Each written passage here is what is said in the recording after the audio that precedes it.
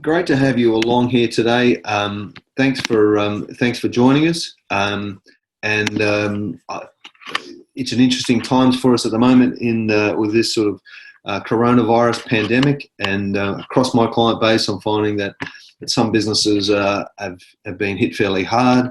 Others are sort of still struggling, or not struggling, or still going along, but sort of waiting for the axe to fall, and then and some others are actually doing it really well. And we'll talk a little bit about that today.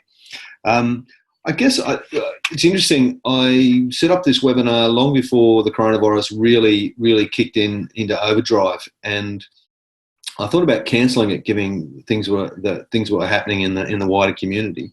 But to be honest, the more I thought about it, the more I think it's relevant to our current environment. So I'm going to push on, if you like, and we'll just work through it. So today's webinar, I want to talk to you a bit about the coronavirus 19. I want to talk about copycat businesses, value exchange, some business models, some differentiation, and then what we do to move forward. And I want to put this all in the context, I guess, of coronavirus, because otherwise, it's a bit lame. I think the impacts of coronavirus are going to be reasonably far-reaching for us. It's going to fundamentally change the way lots of businesses operate. Not all businesses, but it will change the way some businesses operate. I think it's going to open the door for a couple of things: a lot more government control in our lives and intrusion. And whether that's a good or bad thing, I'm not commenting on that, but that's what's going to happen. I think we'll see some changes in our financial systems as a result. And that's going to be around things like insolvency, access to finance, cash flow lending, a whole heap of other things. Probably even the rise of more electronic currencies. I'm certainly seeing lots of businesses not taking cash at the moment, lots of small businesses for health reasons. I think there's going to be a number of businesses that are going to shut their door, and some of those won't reopen. And that will create opportunities for the people who are left. But in regional areas, it will also mean that there'll be services that aren't being met in some of those communities, which is not really good. Just want to highlight something. This is from Dr. Paul Higgins's paper on COVID-19 scenarios. I've got the link there. Well worth subscribing to Paul's updates. Paul's a futurist. He's an ex-vet, quite good with pandemics and stuff in livestock, so a good understanding of that, and some of that thinking and some of that knowledge comes through in his papers. So well worth doing that. He's updating the stuff regularly. I think the thing I found reassuring about Paul's stuff is that it's not full of hype and everything else. It's actually based on well, I guess the best facts we've got, but it's based on real information rather than just speculation. Paul's pulled together some different scenarios for what might happen with coronavirus, and just think it's worthwhile talking about what we need to be doing here. Oh, what's going on here? My thing keeps jumping around. There we go. So this orange line here is basically the development of the pandemic without any control measures.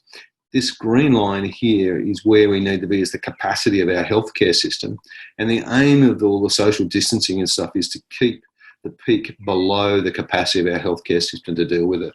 I think it's really important that people understand that's what the government is trying to achieve, and whether they're successful at it or not. And it's a fine balancing line between allowing our medical system to handle the coronavirus, but also in not choking off the economy as well. So I don't envy our politicians and our Prime Minister at this time, and the public servants that support them in coming up with a solution for us. I think it's going to be a difficult time for everybody, and no matter what they do, there'll be a compromise.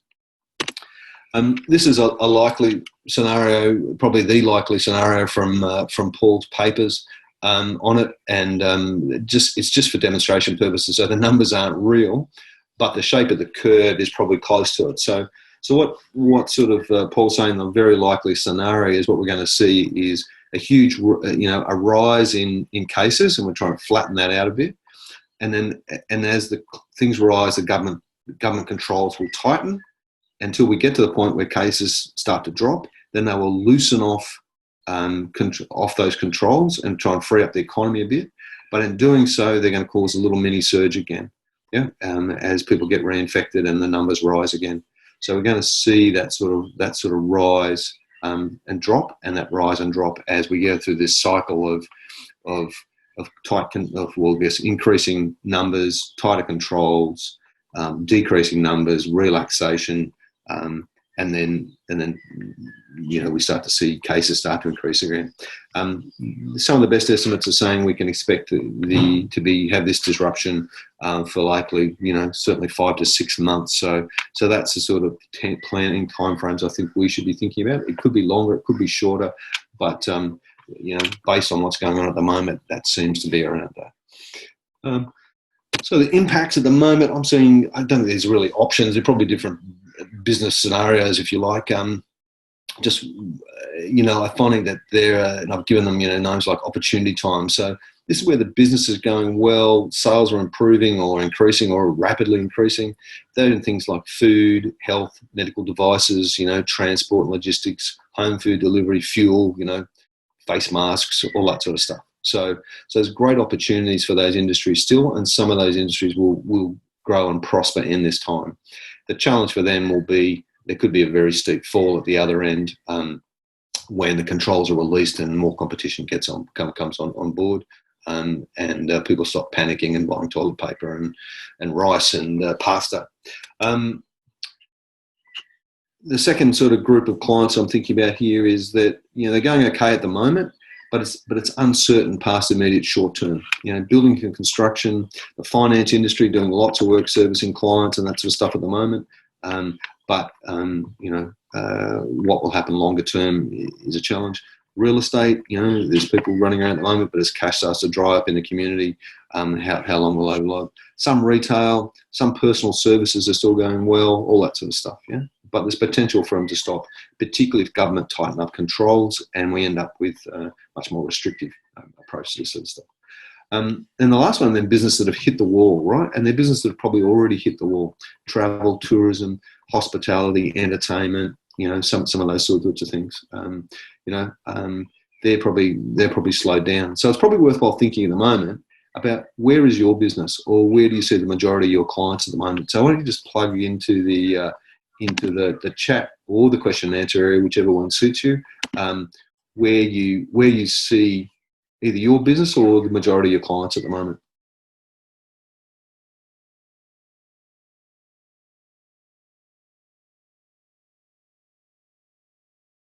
I'm certainly seeing, a lot of my clients are in that sort of opportunity and in the okay but area. Yeah. Thanks, Dave. Yeah, all three areas. Yeah, I got that. Yeah, Colin, mostly 1 and 2. Thanks, Colin. Yeah. Yeah. Exactly.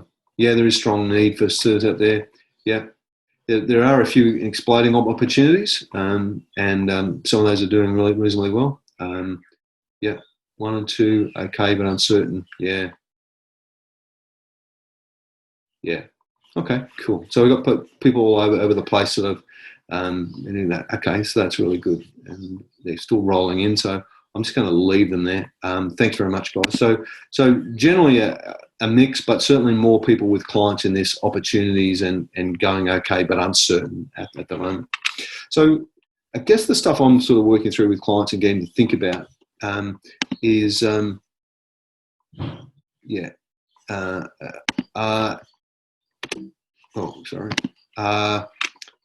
what's the business environment look like? So I'm just encouraging people to just take this moment to stop, prop, and reflect on what's really happening out there for them and their industry.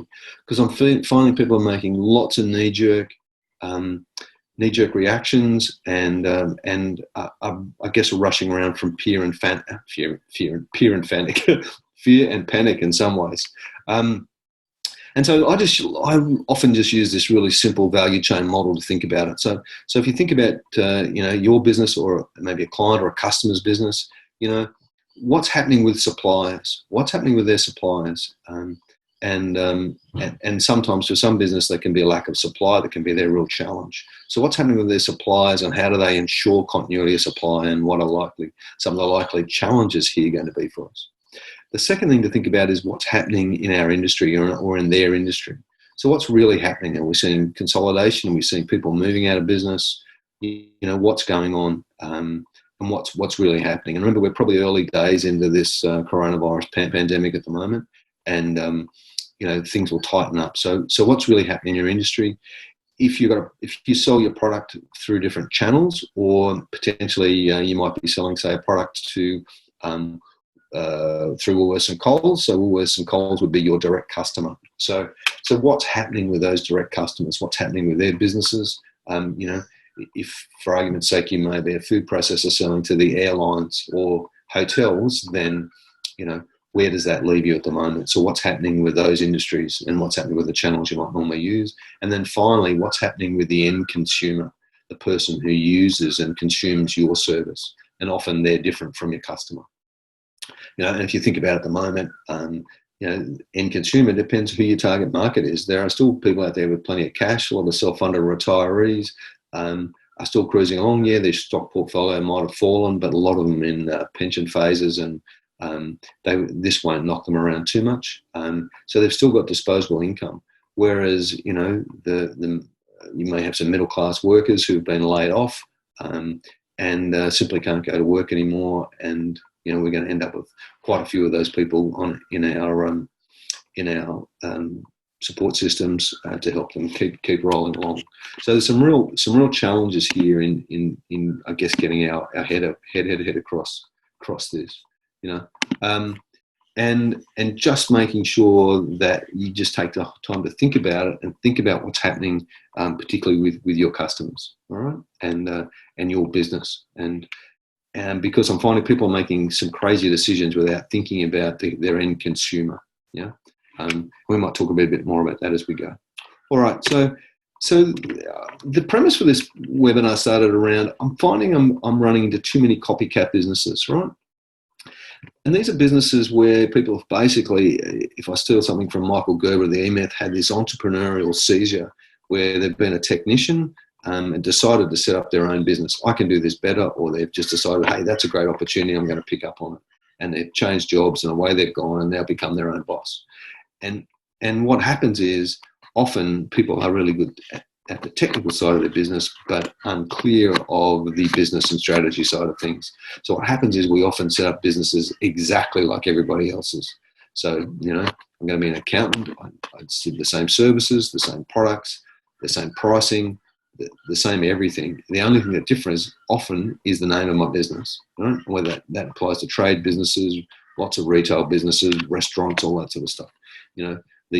Often the things that we think differentiate us really don't differentiate us, and that's the challenge. So I'm finding there's just too many copycat businesses because people just don't take the time to sit down and think about it. And as a result, what happens is they get the same returns and the same pressures and the same problems as everybody else in that industry. Overworked, underpaid, overstressed. So for me, that's about, well, what do we need to do to think that? We really need to think about this and start to take it forward. And one of the things then is the value exchange. So what are we doing to exchange value? Because business is all about exchanging value. And if we're not adding it, if people aren't seeing a 10 times a return or a high level of value from the exchange of products and services from us, then they'll really struggle to invest in your business, in your products and services, unless it's something that they really need. In my business, I aim for a 10 times return on investment with clients. Sometimes, we can get that in pure cash. Other times the benefit comes through improved lifestyle and less stress and other things. And I'm happy for them to measure the currencies around that. But the value exchange, I think, is really important, and understanding what it is that people really want from us is absolutely critical in this phase. And I would think at the moment, as things get tougher and harder, we're going to have to really think about the value components of our business and what we're doing to, I guess, differentiate ourselves in that respect. I said that businesses are all the same, and I think they are. And a good way to think about your business is to use this business model canvas, which is from Osterwalder. And in the resource notes, we'll put in some videos around the business model canvas. It's a tool that I've used a number of times. Pardon me, with clients. And I think it's really useful for thinking about changes we might want to make in our business. And basically, I'll just take you through it quickly. The model sort of basically says, who are our customer segments? I'm going to talk about avatars in a minute. But what sort of relationships do we have with them? Therefore, what's the value proposition? So what's this value exchange that I'm talking about? Yeah. So what's our value proposition, and what are the channels we then use to communicate with our customer segments? All this stuff feeds down into our revenue streams, right?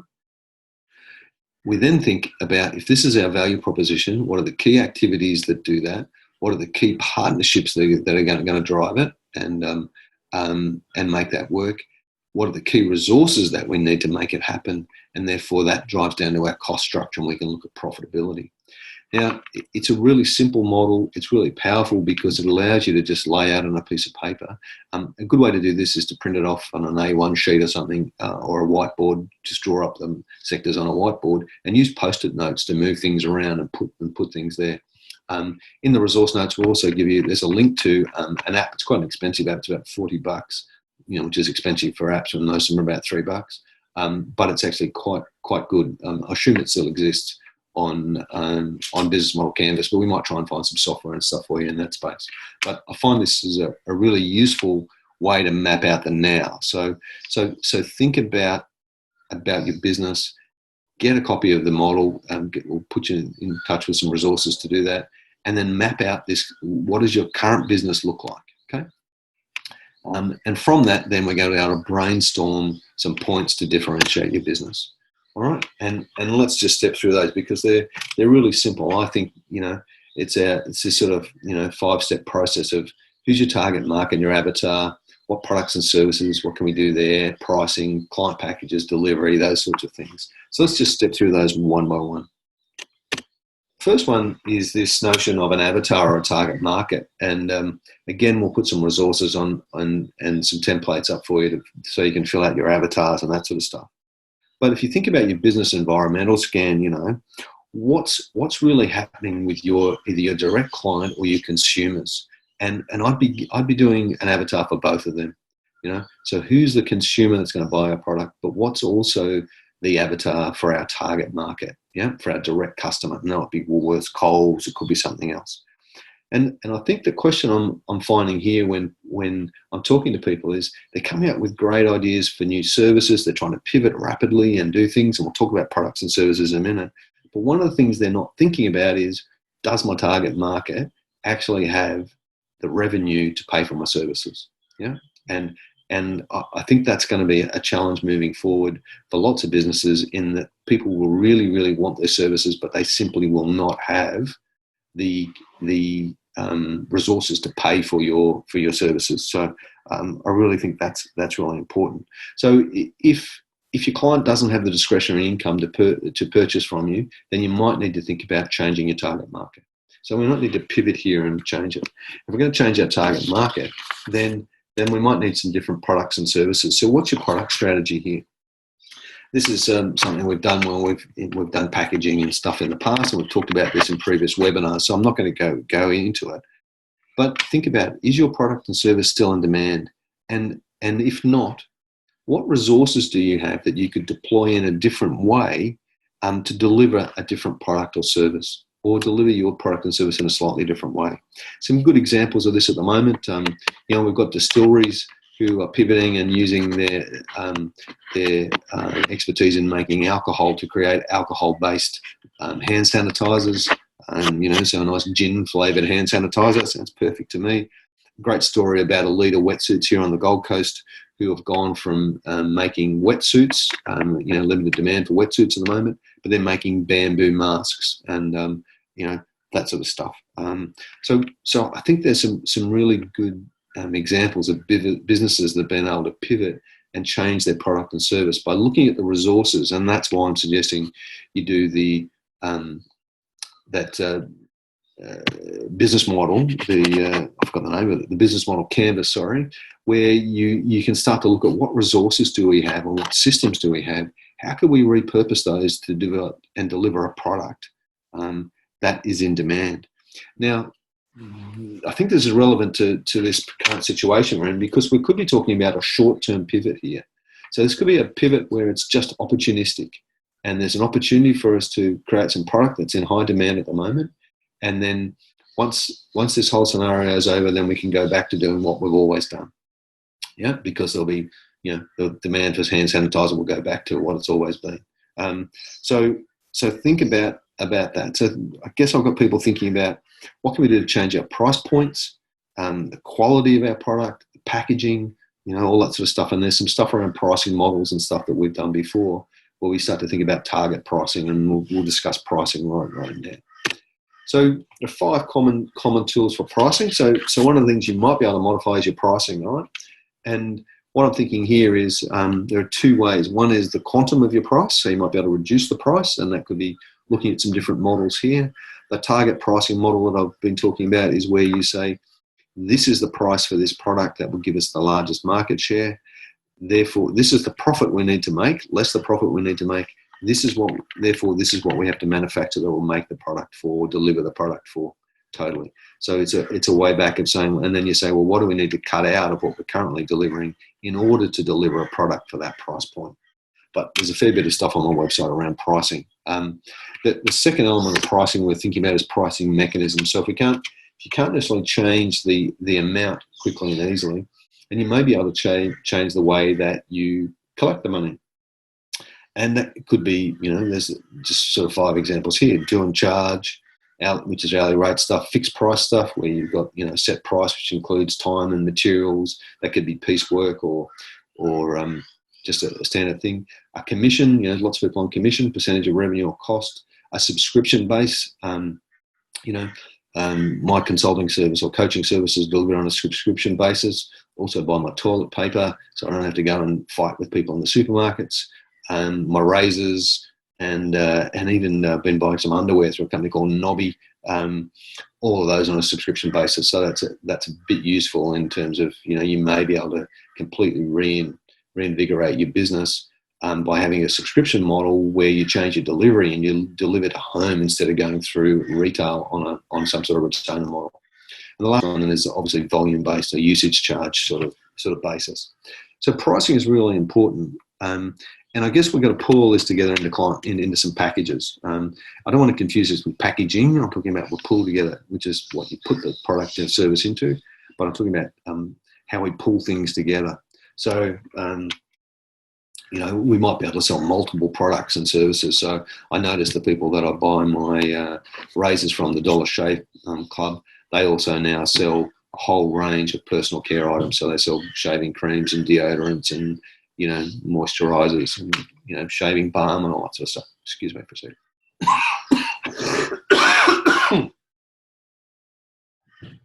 All right, apologies. It's not coronavirus, it's just a nasty chest infection. So think about how we can pull this stuff together into some client packages, right? And how we pull that together. So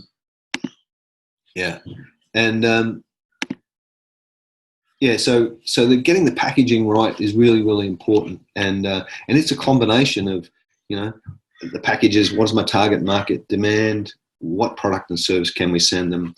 And then lastly, what's the price point that's going to make that happen? And then there's probably another one we need to think about, which is our delivery mechanisms. So I'm thinking at the moment in this sort of new post-COVID-19 economy, how are you going to deliver your services? So what are some of the options that people have, and how can we pivot this? The obvious one is a move from face-to-face to online delivery where that's possible. And people like myself and others have probably been doing that for a while, but it's now being forced upon us, and probably will be forced upon us even more coming forward. Yeah. So that's a bit interesting. Food, so if you've got a restaurant or something, you might want to go to an online menu with click and collect or takeaway models and or home delivery. I know that there's been some 5-star restaurants that have simply been putting the food together in big parcels and handing it out the door to people who come and picking it up. Because don't forget, there are still people out there with disposable income. Just the fact they can't sit in a restaurant with you doesn't mean they want to get access to your services. Gyms, you might want to be thinking about stuff like, online training classes and that sort of stuff instead of group classes. And you may actually be able to sell clients a small home gym kit, kettlebells and dumbbells, a skipping rope, and some other stuff into a kit that they can do, and then you can run some programs and stuff that they can watch on their television via the interweb, and potentially have a subscription service, and the gym delivery service. So I think there's some different options for people in this sort of thing, but it's about thinking it through. So just going to stop and prop for a second with you guys. So anybody hearing some good stuff, out there at the moment. I notice there's some comments going on here.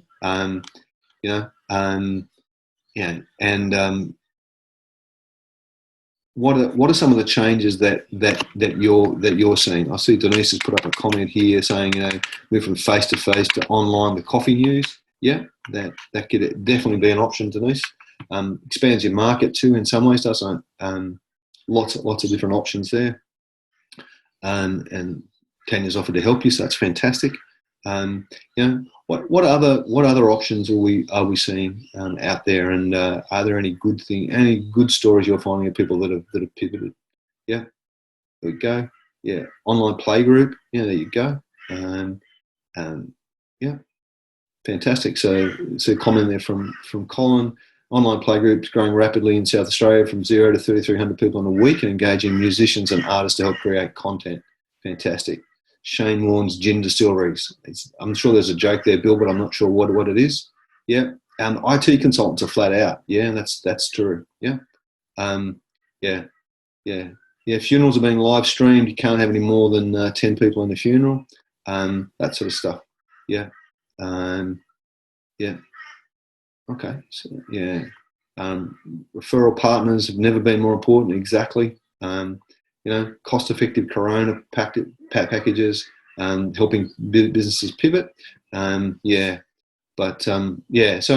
I think there's a whole heap of ideas here that we could certainly brainstorm and get into, and it's about sitting down and thinking about, well, what does that mean for your business, and how can we do it?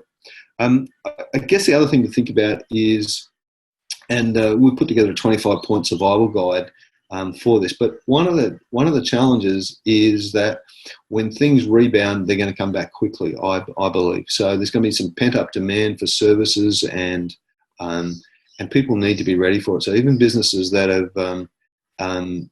have slowed down will or slowed down, or even been mothballed for a while, will probably be able to open again and come back with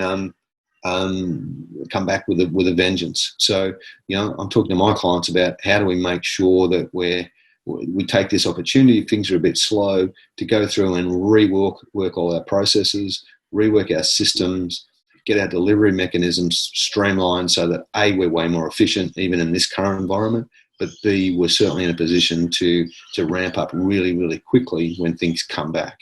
So I have a client at the moment whose business has slowed down, and he's going to have his workers working probably for the next 4 to 6 weeks on just revamping all their internal processes and stuff, before the business, so that we're ready to go. Pardon me. I'm really sorry. All right. So let's sort of wrap it up there. Thanks very much for your input. Next steps. So where do we go here? So the next steps for me are, I would be using this business model canvas, right? So we'll give you the resources to it, but I would do 2 things. I would map the now, your business model for now, and then I'd be mapping a short-term and a long-term option for where you might want to go with your business model. So what might you need to do in the next, let's say 3 to 6 months, and then in 6 to 12 months, what do you really want it to look like? And just think about that, and be a little bit innovative. And I'll talk to you about 7 R's of innovation in just a second. There we go. So there's if you want some ways to help you actually really be a bit innovative and think this through, this 7 R's framework is a really interesting framework to help you be a little bit innovative. We've done some webinars and certainly videos on the website around how to use these 7 R's.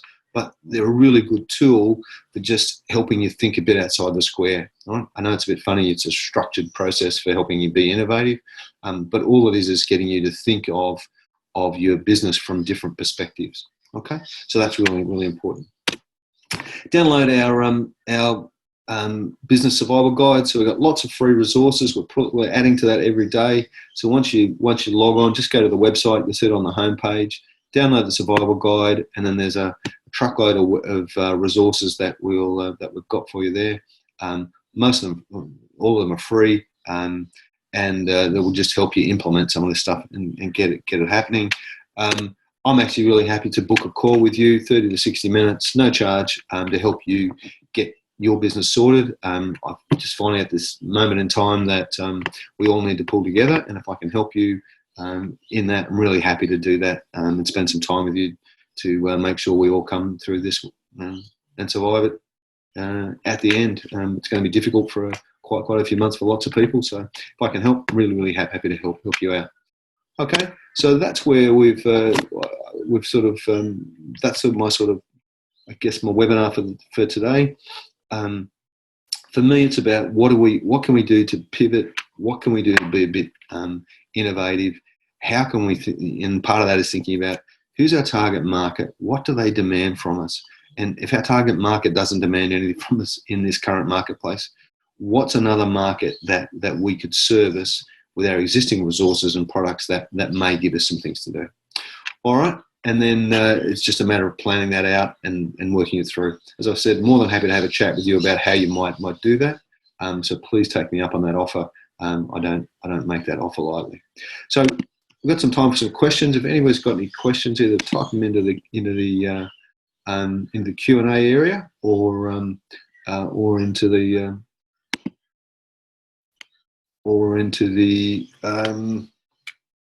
chat area. I'm sorry, I missed a couple of things here. So Damien said that F45 has moved to 100% online with 3 levels of membership now. Yep. Top Mac, there you go. So they've stolen my idea already, Damien. Thank you. Yep. So Justin's got a question here. Workshop type businesses, how are you seeing their models and pricing change? What do you mean by a workshop type business, Justin? How about I've full up workshop sort of training businesses. I'm not had any experience on how those businesses are changing at the moment. I would think they're going to have to go to a predominantly online model, which means two things. A, their delivery costs will be probably a lot lower, and those sort of things. I think the things they're training people in may need to change as well. So, maybe there's some pivots for them on terms of what training programs they're delivering and why, and those sorts of things, and prices changing. One of the things I didn't mention, and I'm not sure how many, I've got most of you left, is I've got a feeling we're going to move back to. I'm just writing an article on it at the moment. Move back to some of the times of our grandparents and or my great-grandparents in that case, and think about how they'd handled the Depression. Some of the stuff they did during the Depression is really quite interesting, and there was quite a lot of bartering going on. So, you may be in a situation where you've got a service or a product that you can barter with somebody else to do things. I'm not sure if barter card fits into this model anymore, but, there's a whole heap of stuff that could be done in that space. There'll be opportunities, I think, to, swap a massage for a haircut, and if can help people with their online marketing and that sort of stuff, then maybe you can contra that for different services and things here and there. So maybe there's ways that we can help people deliver, have access to products and services without actually coming up with the cash, because I think cash is going to be tight going forward. Okay. So any other questions? Cool. All right then, well, we'll leave it there, guys. Thanks very much for joining me today. We'll put up a recording of this webinar and, of course, a whole heap of resources and things so that you've got some stuff to implement, but certainly around the stuff we talked about today. All right, guys, I'm going to leave it there. Thanks very much. Good night.